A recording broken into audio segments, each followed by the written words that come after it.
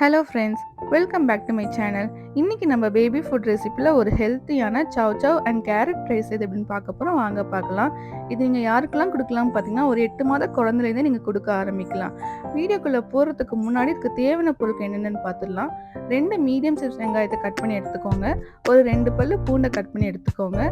ஒரு அரை கேரட்டை கட் பண்ணி எடுத்துக்கோங்க. அது கூட ஒரு 1/4 கப் அளவுக்கு சவ் சவ் கட் பண்ணி எடுத்துக்கோங்க.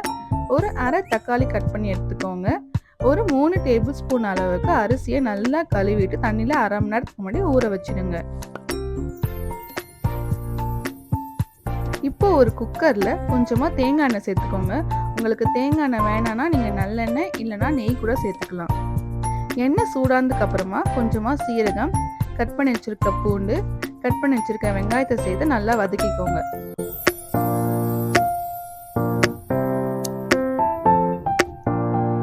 இப்போ கட் பண்ணி வச்சிருக்க தக்காளியும் சேர்த்து வதக்கிக்கோங்க.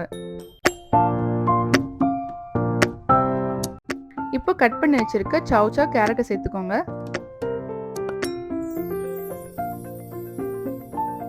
நல்லா மிக்ஸ் பண்ணி விட்டுக்கோங்க.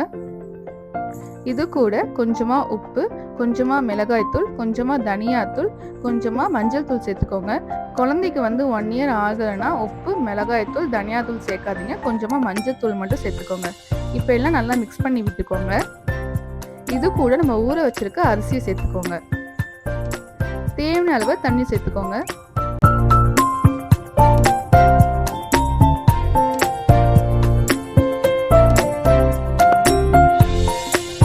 குக்கரை மூடிக்கோங்க. ஃப்ளேம் மீடியம் ஃப்ளேமில் வச்சுக்கோங்க. ஒரு 4லேருந்து 5 விசில் விடுங்க. இப்போ ஓப்பன் பண்ணி பார்க்கலாம். பாருங்க, ரைஸ் நல்லா வெந்துருச்சு. இந்த ரெசிபி செஞ்சு பாருங்க. செஞ்சு பார்த்துட்டு எப்படி இருக்குங்கிறத கமெண்ட் பாக்ஸில் கமெண்ட் பண்ணுங்க. நம்ம நெக்ஸ்ட் வீடியோவில் வேற ரெசிபியோட பார்க்கலாம். தேங்க்ஸ் ஃபார் வாட்சிங்.